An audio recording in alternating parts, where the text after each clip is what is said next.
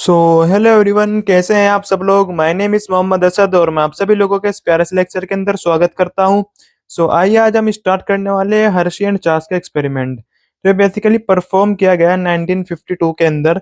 To scientist थे यहाँ पर, हर्शी एंड चेस। इन्होंने इस एक्सपेरिमेंट को परफॉर्म किया 1952 के अंदर।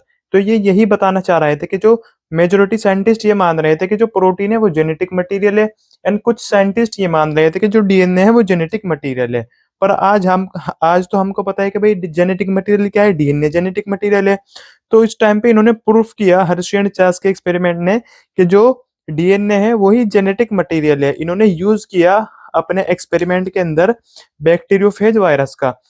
इन्होंने अपने एक्सपेरिमेंट के अंदर यूज किया बैक्टीरियोफेज वायरस का। तो इन्होंने यूज किया बैक्टीरियोफेज बैक्टीरियोफेज वायरस का अपने एक्सपेरिमेंट के अंदर इन्होंने यूज किया। एंड इन्होंने बताया कि जो हमारा डीएनए है वही जेनेटिक मटेरियल है। डीएनए क्या है? जेनेटिक मटेरियल है। बैक्टीरियोफेज वायरस के इन्होंने अपने एक्सपेरिमेंट के अंदर यूज किया एंड बताया कि जो हमारा डीएनए है वही जेनेटिक मटेरियल है। कुछ बैक्टीरियोफेज जो वायरस होगा कुछ इस तरीके का दिखेगा। इस तरीके का होता है बैक्टीरियोफेज वायरस, इस तरीके का। यहाँ पर इस तरीके का, इसके यहाँ पर ये नेक होगी एंड यहाँ पर इसके फाइबर के प्रेजेंट होगी, इसके लेग, ये लेग प्रेजेंट हो गया। कुछ इस तरीके का होता है बैक्टीरियोफेज वायरस। और ये यहाँ पर इसका जेनेटिक मटेरियल फील्ड होगा सेंटर पार्ट में। सेंटर पार्ट में इसका फील्ड होगा जेनेटिक मटेरियल, यानी कि यहाँ पर ये इसका प्रेजेंट होगा जेनेटिक मटेरियल। यहाँ पर ये जेनेटिक मटेरियल होगा इसका, ये जेनेटिक मटेरियल होगा जिसको हम कह रहे होंगे डीएनए। ठीक है ना? ये क्या है? यहाँ पर इसका जेनेटिक मटेरियल है, इसका यहाँ पर ये जेनेटिक मटेरियल है। तो इन्होंने क्या किया, इन्होंने बेसिकली यहाँ पर डीएनए को टैग किया, डीएनए को यहाँ पर टैग किया, डीएनए को टैग किया यहाँ पर रेडियो एक्टिव फॉस्फोरस से। रेडियो एक्टिव फॉस्फोरस से डीएनए को टैग किया, जो हमको नहीं देखने के लिए मिल रहा था यहाँ प्रोटीन पे। ये जो इसका पार्ट है ना, ये जो कवर है इसका प्रोटीन का बना हुआ है, एंड जो इनर पार्ट है ये क्या है? डीएनए जेनेटिक मटेरियल है जो, यानी कि प्रोटीन को तो इन्होंने टैग किया रेडियो एक्टिव सल्फर से, एंड जो डीएनए था इसको टैग किया रेडियो एक्टिव फॉस्फोरस से। तो रेडियो एक्टिव फॉस्फोरस हमको देखने के लिए मिल रहा था डीएनए के अंदर and not found in protein. And secondly हमको प्रोटीन के अंदर देखने के लिए मिल रहा था, यानी कि प्रोटीन के अंदर हमको देखने के लिए मिल रहा था radio active sulphur and not found in DNA, यानी कि जो हमको जेनेटिक मटेरियल के अंदर देखने के लिए मिल रहा था radio active phosphorus which is not found in protein. यानी कि डीएनए को हमने DNA DNA DNA is tag DNA is tag DNA is tagged DNA is tagged with radioactive with radioactive DNA is tagged with radioactive radioactive phosphorus और which is not found in protein, यानी कि इसको tag कर दिया phosphorus से, radioactive phosphorus से, radioactive phosphorus से इसको टैग कर दिया which is not found in protein, यानी कि हमको प्रोटीन में नहीं देखने के लिए मिल रहा था, बस ओनली देखने के लिए मिल रहा था इन इन डीएनए के अंदर। तो which is not found in which is not found in which is not found in which is not found in protein which is not found in protein. ठीक है ना? एंड सेकेंडली क्या हुआ, जो हमारा फिर प्रोटीन था, जो हमारा प्रोटीन था, प्रोटीन को टैग कर दिया, प्रोटीन को टैग कर दिया, किससे टैग कर दिया? तो इसको सल्फर, रेडियोएक्टिव सल्फर से इसको प्रोटीन को टैग कर दिया। एंड ये जो हमारा सल्फर था ये देखने के लिए नहीं मिल रहा था इन डीएनए के अंदर, यानी कि protein is tagged with protein is tagged with with radioactive radio radioactive radioactive sulphur radioactive sulphur radioactive sulfur which is not found in which is not found in which is not found in DNA, यानी कि genetic material में। ये हमको नहीं देखने के लिए मिल रही थी, यानी कि हमने क्या कर दिया, इनको सेपरेटली अलग अलग जेनेटिक मटेरियल को तो टैग कर दिया रेडियो एक्टिव फॉस्फोरस से, यानी कि रेडियो एक्टिव फॉस्फोरस, यानी कि ये P32 क्या है? रेडियो एक्टिव फॉस्फोरस है। एंड ये जो हमने प्रोटीन को टैग कर दिया, यानी कि इसको तो P32 से तो टैग कर दिया हमने जेनेटिक मटेरियल को, एंड प्रोटीन को टैग कर दिया सल्फर 35 से, यानी कि इनको रेडियो एक्टिव कर दिया हमने। सल्फर 35 सल्फर को क्या कर दिया हमने, रेडियो एक्टिव कर दिया, इनको रेडियो एक्टिव कर दिया यहाँ पर। एंड रेडियो एक्टिव करने के बाद क्या करवाया फिर, इनको इन्फेक्ट कराया बैक्टीरिया सेल के ऊपर, यानी कि इनको यहाँ पर, ये बैक्टीरिया का एक सेल है, यानी कि यहाँ पर इस तरीके से ये एक बैक्टीरिया का सेल है। एंड यहाँ पर क्या हुआ, इसको इन्फेक्ट कराया। जो हमारा बैक्टीरियोफेज था ये कुछ इस तरीके का था, बैक्टीरियोफेज यहाँ पर ये बैक्टीरियोफेज था। एंड इसको इन्फेक्ट करा दिया, इसको इन्फेक्ट करा दिया, इसको इन्फेक्ट करा दिया बैक्टीरिया सेल के ऊपर। एंड ये इन्फेक्ट हो गया, यहाँ पर ये जेनेटिक मटेरियल था, यहाँ पर ये जेनेटिक मटेरियल था इसके सेंटर में। तो यहाँ पर क्या करा दिया हमने, फर्स्ट स्टेप में इसको इन्फेक्ट करा दिया, इन्फेक्ट करा दिया, इन्फेक्ट करा दिया फर्स्ट केस में बैक्टीरिया सेल के ऊपर। तो यानी कि हमने यहाँ पर अभी कौन सा रेडियो एक्टिव यानी कौन सा बैक्टीरियोफेज ट्रांसफर किया हुआ है, यहाँ पर हमने ट्रांसफर किया हुआ है जिसके ऊपर हमने रेडियो एक्टिव लगाया हुआ था, प्रोटीन के ऊपर रेडियो एक्टिविटी हमने इसके ऊपर लगाई हुई थी, यानी कि हमने रेडियो एक्टिविटी लगाई हुई थी इसके ऊपर S35 यानी कि सल्फर। सल्फर कहाँ लगाया हुआ था हमने, सल्फर इसके प्रोटीन पे लगाया हुआ था। एंड प्रोटीन इसका जेनेटिक मटेरियल नहीं है। एंड जेनेटिक मटेरियल को क्या करता है बैक्टीरियोफेज वायरस, जब किसी को इन्फेक्ट करना हो तो जेनेटिक मटेरियल उस सेल के अंदर ट्रांसफर कर देगा। एंड जेनेटिक मटेरियल जब उस सेल के अंदर ट्रांसफर हो जाएगा तो बैक्टीरिया का कुछ भी सेल होगा वो क्या हो जाएगा, इन्फेक्ट हो जाएगा। पर यहाँ पर हमने क्या किया हुआ था, रेडियो एक्टिविटी जो लगाई हुई थी वो प्रोटीन के ऊपर रेडियो एक्टिविटी लगाई हुई थी, पर प्रोटीन तो एंटर नहीं करेगा बैक्टीरिया सेल के अंदर, तो इसलिए यहाँ पर हमको देखने के लिए मिलेगा। तो हमने यहाँ पर radio labelled radio radio radio labelled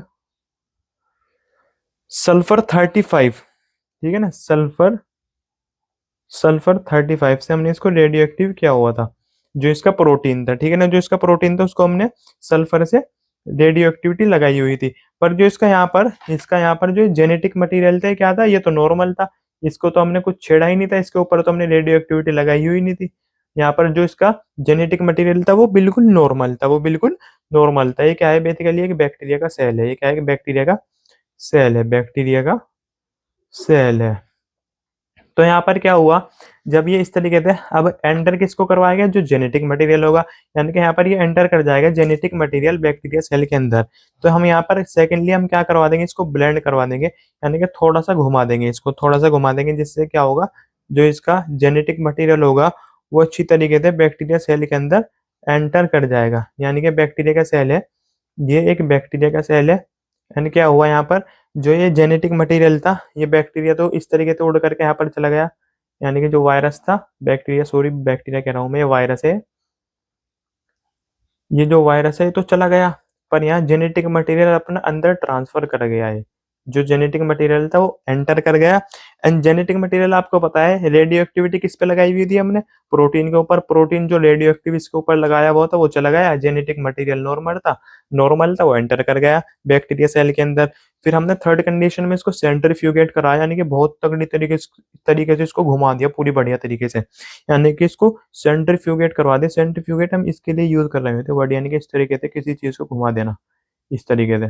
तो इसको अच्छी तरीके से हमने सेंट्रीफ्यूगेट कर दिया, सेंट्रीफ्यूगेट हमने इसको कर दिया, सेंट्रीफ्यूगेट हमने इसको कर दिया।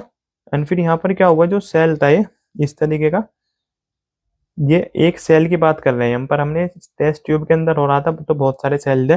तो टेस्ट ट्यूब के अंदर हमने देखा, टेस्ट ट्यूब के अंदर हमने देखा ये टेस्ट ट्यूब थी।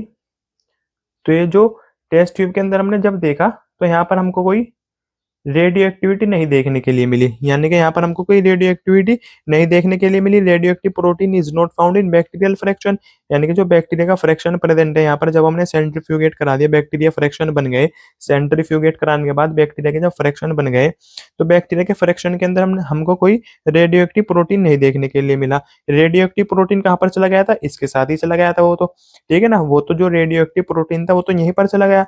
पर हमने सेंट्रीफ्यूगेट वगैरह करवा करके देखा तो यहाँ पर हमको कोई रेडियो एक्टिव प्रोटीन थोड़े देखने के लिए मिले। जो जेनेटिक मटेरियल था वो ये था, जेनेटिक मटेरियल इसने ट्रांसफर कर दिया था, और जेनेटिक मटेरियल नॉर्मल था। रेडियो एक्टिव किस पे लगाई हुई थी हमने, प्रोटीन के ऊपर, प्रोटीन वहां चला गया। तो इसलिए क्या होगा, यानी कि यहाँ पर हमको नहीं देखने के लिए मिला radio active protein is not found, radio radio radio radio active protein is radioactive protein is not found in radioactive protein is not found in bacterial fraction. Bacterial fraction के अंदर हमको रेडियोएक्टिव प्रोटीन नहीं देखने के लिए मिले। तो इसलिए क्या हुआ यहाँ पर, जो प्रोटीन क्या है वो do not enter in bacterial fraction, यानी कि प्रोटीन जो है एंटर ही नहीं करा, प्रोटीन जो है एंटर ही नहीं किया बैक्टीरियल फ्रैक्शन के अंदर। तो इसलिए क्या है, प्रोटीन जो है जेनेटिक मटेरियल नहीं है। तो protein protein is not found found in bacterial fraction. Bacterial fraction. तो इसलिए सिंस क्या हुआ, since since protein is not the genetic material, since protein protein is not the genetic material. तो प्रोटीन क्या है, जेनेटिक मटेरियल नहीं है। ठीक है ना। ये फर्स्ट कंडीशन ली हमने, यानी कि फर्स्ट कंडीशन कौन सी वाली ली, जिसको हमने टैग किया हुआ था सल्फर से। सल्फर यानी कि रेडियोएक्टिव सल्फर से हमने इसको टैग किया हुआ था प्रोटीन को। तो फर्स्ट कंडीशन में तो हमने ये वाला बैक्टीरिया लिया, यानी कि फर्स्ट कंडीशन में तो हमने ये वाला बैक्टीरिया लिया जिसको हमने टैग किया हुआ था सल्फर 35 से, रेडियोएक्टिव सल्फर से प्रोटीन को टैग किया हुआ था। यानी कि यहाँ पर प्रोटीन एंटर नहीं करा, प्रोटीन एंटर नहीं करा तो हमको यहाँ पर बैक्टीरियल फ्रैक्शन के अंदर, यहाँ पर हमको बैक्टीरियल फ्रैक्शन के अंदर कोई रेडियो एक्टिविटी नहीं देखने के लिए मिली। तो इसलिए जो हमारा प्रोटीन था ये जेनेटिक मटेरियल नहीं था। तो इसलिए जो प्रोटीन था वो जेनेटिक मटेरियल नहीं था। और सेकंड कंडीशन में फिर क्या हुआ, सेकंड कंडीशन में हमने क्या किया, हमने रेडियो एक्टिविटी लगाई हुई थी फॉस्फोरस 32 वाली, यानी कि जो फॉस्फोरस को हमने रेडियो एक्टिव किया हुआ था जेनेटिक मटेरियल के साथ, यानी कि जेनेटिक मटेरियल को हमने रेडियो एक्टिव किया हुआ था। तो यहाँ पर क्या हुआ, यहाँ पर ये कंडीशन ले लेंगे हम थोड़ी सी। तो ये एक बैक्टीरिया का सेल हो गया, फर्स्ट कंडीशन हो गई यहाँ पर, ये इस तरीके से बैक्टीरिया का एक सेल हो गया यहाँ पर। तो ये बैक्टीरिया का सेल हो गया, हमने फिर इन्फेक्ट कराया वायरस से, बैक्टीरियोफेज वायरस। तो बैक्टीरियोफेज वायरस आया, बैक्टीरियोफेज वायरस आया एंड इन्फेक्ट करा दिया बैक्टीरियल सेल को, इन्फेक्ट करा दिया बैक्टीरियल सेल को। ये क्या है, ये बैक्टीरियल सेल है, ये बैक्टीरिया का एक सेल है, ये बैक्टीरिया का एक सेल है, इन्फेक्ट करा दिया। अब इन्फेक्ट कराने के बाद क्या होगा, जो इसका जेनेटिक मटेरियल होगा, जो इसका जेनेटिक मटेरियल होगा वो एंटर कर जाएगा बैक्टीरिया सेल के अंदर। अब जब जेनेटिक मटेरियल एंटर कर गया बैक्टीरियल सेल के अंदर, यानी कि सेकंड कंडीशन में क्या होगा, इस तरीके से ब्लेंडर होगा, यानी कि हल्का सा हम घुमाएंगे, घुमाने के बाद क्या होगा, जो जेनेटिक मटेरियल होगा वो इस तरीके से एंटर कर जाएगा यहाँ पर, जो बैक्टीरिया का सेल होगा इसके सेंटर में आ जाएगा। तो यानी कि यहाँ पर क्या होगा, जो बैक्टीरिया का सेल होगा, ये सेकंड कंडीशन में जो ब्लेंडर वाली कंडीशन थी, इसके अंदर यहाँ पर ये जेनेटिक मटेरियल आ गया। जेनेटिक मटेरियल क्या है, यहाँ पर रेडियो एक्टिव है, रेडियो एक्टिव है यहाँ पर जेनेटिक मटेरियल, यानी कि यहाँ पर क्या है, जो हमारा ये जेनेटिक मटेरियल है यही क्या है, रेडियो एक्टिव क्यों आया हमने, यानी कि रेडियो एक्टिव हमारा जेनेटिक मटेरियल है। एंड जो प्रोटीन है क्या है, ये नॉर्मल है, प्रोटीन क्या है यहाँ पर नॉर्मल है। तो यानी कि बैक्टीरियल इसके अंदर ब्लेंडर के अंदर क्या हुआ, जो बैक्टीरिया ने अपना डीएनए एंटर करा दिया, और डीएनए ही क्या है यहाँ पर रेडियो एक्टिव है, डीएनए यहाँ पर रेडियो एक्टिव है। तो फिर थर्ड कंडीशन में क्या करा दिया, थर्ड कंडीशन में ये जो बैक्टीरिया का सेल था, थर्ड कंडीशन में जो बैक्टीरिया का सेल था ये, तो थर्ड कंडीशन में जो बैक्टीरिया का सेल था, तो यहाँ पर क्या हुआ, जो डीएनए प्रेजेंट था यहाँ पर, ये इस तरीके से डीएनए जो प्रेजेंट था, तो ये एक टेस्ट ट्यूब के अंदर थे, ये यहाँ पर एक टेस्ट ट्यूब के अंदर थे। तो टेस्ट ट्यूब के अंदर हमको देखने के लिए मिला, टेस्ट ट्यूब के अंदर हमको देखने के लिए मिला ये रेडियो एक्टिव, रेडियो एक्टिव यहाँ पर डीएनए हमको देखने के लिए मिला। इस टेस्ट ट्यूब के अंदर हमको यहाँ पर इस तरीके से, इस तरीके से यहाँ पर ये रेडियो एक्टिव, रेडियो एक्टिव हमको यहाँ पर डीएनए देखने के लिए मिला इस टेस्ट ट्यूब के अंदर।